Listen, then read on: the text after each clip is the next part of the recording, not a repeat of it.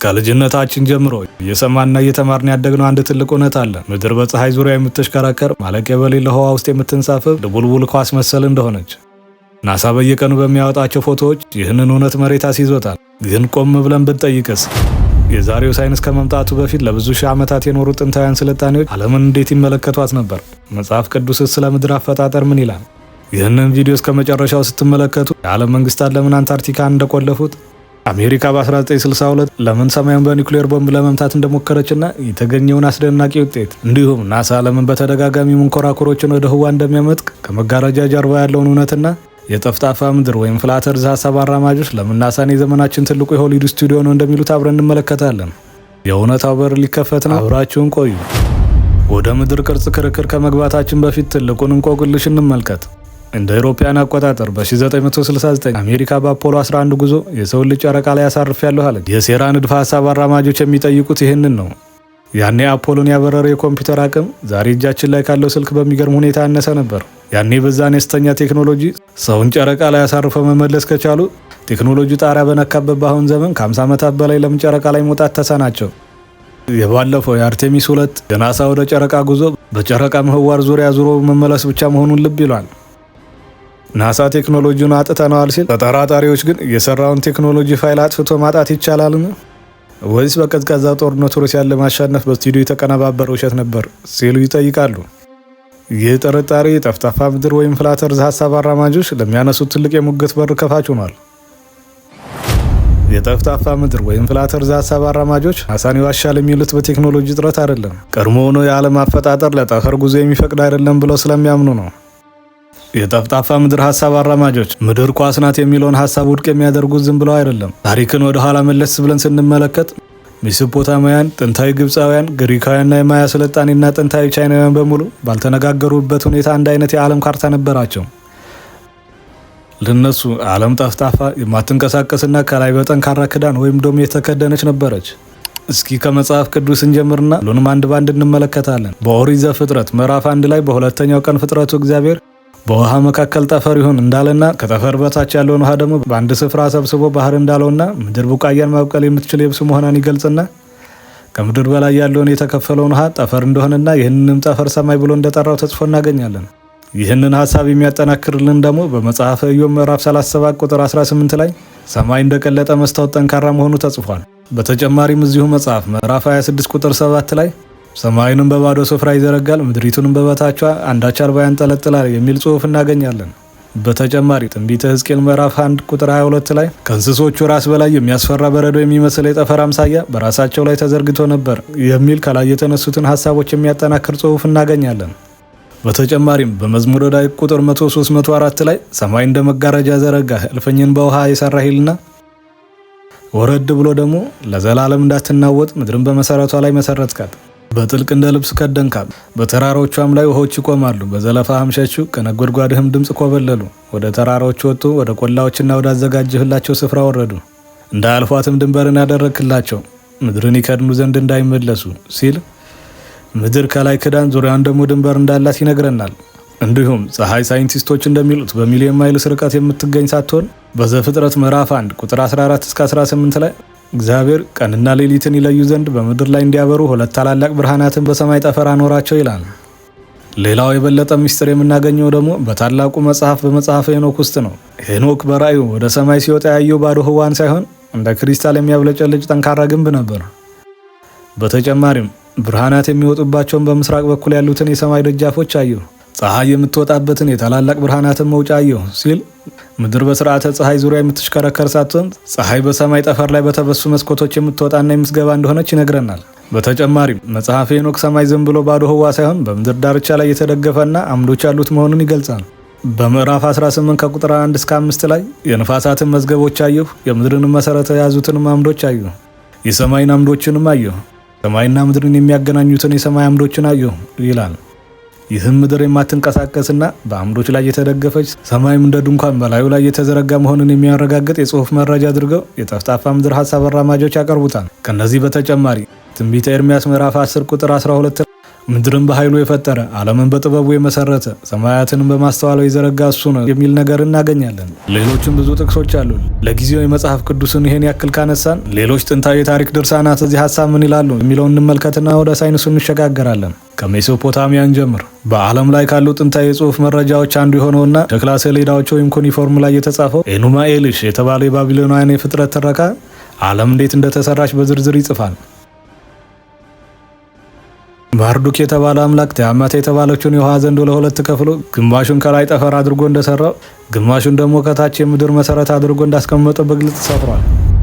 የጥንት ቻይናውያን የጠፈርና የምድርን ቅርጽ በተመለከተ ካይታይን የሚባል በጽሑፍ የሰፈረ ቲዮሪ ነበራቸው። እንደ ሃይናንዚ ባሉ ጥንታዊ የፍልስፍና መጻሕፍት ላይ ሰማይ እንደ ጃንጥላ ክብ ሆኖ ከላይ የጠለለ ነው፣ ምድር ደግሞ እንደ ቼዝቦርድ አራት ማዕዘንና ጠፍጣፋ ናት የሚል ቀጥተኛ ጽሑፍ ይገኛል። ከአሪስቶትልና ፓይታጎረስ በፊት የነበሩ ግሪካውያን ፈላስፎች ምድር ጠፍጣፋ መሆኗን በጽሑፋቸው አስፍረዋል። ሆሜር በኤልያድና ኦዲሴ ግጥሞቹ ላይ ምድር በውቅያኖስ ወንዝ የተከበበች ጠፍጣፋ ዲስክ መሆኗን ሲጽፍ የሳይንስ አባት በመባል የሚታወቀው ታሌስም ምድር እንደ እንጨት ቆራጭ በውሃ ላይ የምትንሳፈፍ ጠፍጣፋ አካል ናት ሲል በጽሑፉ አስፍሮ ነበር። በግብፃውያን የፒራሚድ ግድግዳዎች ላይና በፓፒረስ ወረቀቶች ላይ የተገኙ ጽሑፎች ለምሳሌ የሙታን መጽሐፍ ወይም ቡክ ኦፍ ዘ ዴድ ምድርን ገብ በተባለ አምላክ፣ ሰማይን ደግሞ ኑት በተባለችና ጠፍጣፋ ምድር ከላይ እንደ ድንኳን በከደነች አምላክ ይገልጹታል። በተጨማሪም ጽሑፎቹ ፀሐይ በየቀኑ በጠፈር ላይ በጀልባ እንዴት እንደምትጓዝም ይተርካል። የጠፍጣፋ ምድር ወይም ፍላተርዝ ሀሳብ አራማጆች ጥያቄ ይህ ነው።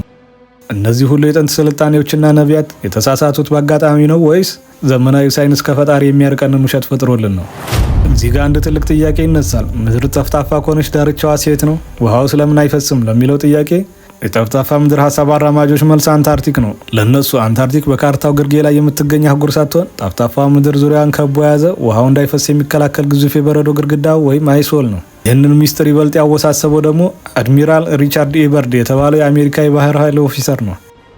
በ1940ዎቹና 50ዎቹ ኦፕሬሽን ሃይጃምፕ በተሰኘ ተልዕኮ ወደ አንታርክቲክ ተደጋጋሚ ጉዞ ካደረገ በኋላ በብሔራዊ ቴሌቪዥን ቀርቦ ዓለምን የሚያስደነግጥ ቃል ተናገረ። ከአንታርክቲክ ባሻገር አሜሪካን የሚያክል የሰው ልጅ ያልረገጠ ግዙፍ ለም መሬት እንዳገኘ ገለጸ። የበለጠ የሚያስገርመው ደግሞ ከሞተ በኋላ የወጣው ሚስጥራዊ ማስታወሻው ነው። ማስታወሻው ላይ ከበረዶ ባሻገር አረንጓዴ መሬት፣ ሞቃት አየርና በክሪስታል የተገነባ አብራቅራቂ ከተማና ያልታወቁ በራሪ ቴክኖሎጂዎች እንዳየ አስፍሯል። ይህ ከተሰማ ከጥቂት ዓመታት በኋላ በ1959 የዓለም መንግስታት የአንታርክቲክ ስምምነት ውሉን ተፈራረሙ። ከዛን ጊዜ ጀምሮ ማንም ተራ ሰው ወይም ተመራማሪ ያለ መንግስት ፍቃድ ወደ አንታርክቲካ በነፃነት መሄድ አይችልም። የጠፍጣፋ ምድር አማኞች ይህ ስምምነት የተደረገው አድሚራል በርድ ያየውን የምድርን ዳርቻና የተዘጋጀልን እንደም ከህዝብ ለመደበቅ ነው ይላሉ። አድሚራል በርድ የምድርን ዳርቻ ወይም ግድግዳውን ካየ ከላይ ያየውን የሄኖክን ክሪስታል ሰማይ ወይም ዶምን መንካት ይቻላል። በ1962 አሜሪካ ኦፕሬሽን ፊሽባውል የተባለ ከፍተኛ ሚስጥር የሆነ ኦፕሬሽን አደረገች። ኦፕሬሽኑ ግዙፍ የኒኩሌር ቦምብ ወደ ሰማይ ወይም ወደ ህዋ አቅጣጫ መተኮስ ነበር። የኦፕሬሽኑ ስም ራሱ ፊሽባውል ወይም የአሳ መያዣ ብርጭቆ መባሉ ትልቅ ሚስጥር አለው። እኛም እንደ አሳ በተዘጋ ብርጭቆ ወይም ዶም ውስጥ መሆናችንን ያሳያል ይላሉ ተጠራጣሪዎች። ቦምቡ ወደ ላይ ተተኩሶ ሲፈነዳ ሰማዩን አልበሳውም። ይልቁንም ልክ ውሃ ውስጥ የተወረወረ ድንጋይ እንደሚፈጥረው ሞገድ በሰማዩ ላይ እንደ ክሪስታል የሚያብለጨልጭ ሞገድ ፈጠረ። የጠፍጣፋ ምድር ሀሳብ አራማጆች መንግስት ዶሙን ሰብሮ ለመውጣት ሞክሮ አቅም አጥቶ ወደቀ ብሎ ያምናሉ። ዘፍጥረትና ሄኖክ ከጠፈር በላይ ውሃ አለ ያሉት ይህንኑ ነው ሲሉም ይሞግታሉ። ይህ ሁሉ እየተደረገ የዓለም መንግስታት እውነቱን በአይናችን ስር ደብቀውታል። የተባበሩ መንግስታት አርማን ተመልከቱ። አርማው ሉላዊት ምድርን ሳይሆን የጠፍጣፋ ምድርን ካርታ ነው የሚጠቀመው።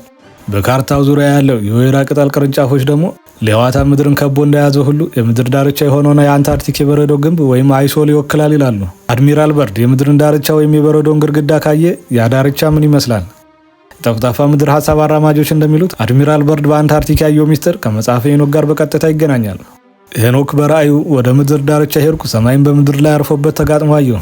አዎ ሰማይና ምድር የሚጋጠሙበት ዶሙ ወይም ጣራ መሬትን የሚነካበት ግዙፍ መሰረት በዚያ የምድር ዳርቻ ላይ ነው ሄኖክ የፀሐይ የጨረቃና የነፋሳት መውጫና መግቢያ በሮችን ወይም መስኮቶችን የተመለከተው። አድሚራል በርድ ይህንን የሰማይና የምድር መጋጠሚያ አይቶ ይሆን ታዲያ? ይሄ የክሪስታል ሰማይ መሬትን ነክቶ ምድር እንደ ድንኳን ከከደናት ሰንጥቆ መውጣት ይቻላልን?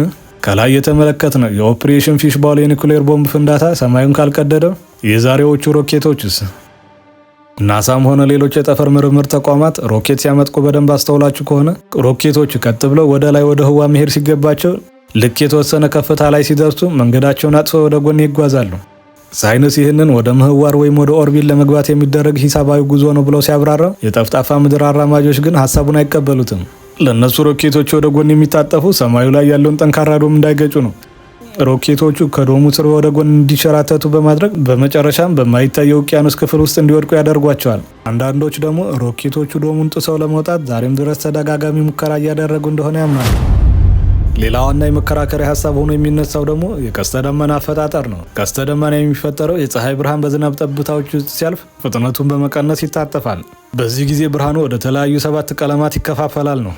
ነገር ግን ቀስተ ደመና ሰማይ ላይ እንዴት ሊንጸባረቅ ይችላል? ሰማያዊ ዝግ ካልሆነ በስተቀር። ቀስተ ደመናው እንዲታይ ግዴታ የሆነ ነገር ላይ ማረፍ አለበት። ተጨማሪም እንዴት የዝጉን ሰማይ ቅርጽ ሊይዝ ቻለ ሲሉ ይሞግታሉ።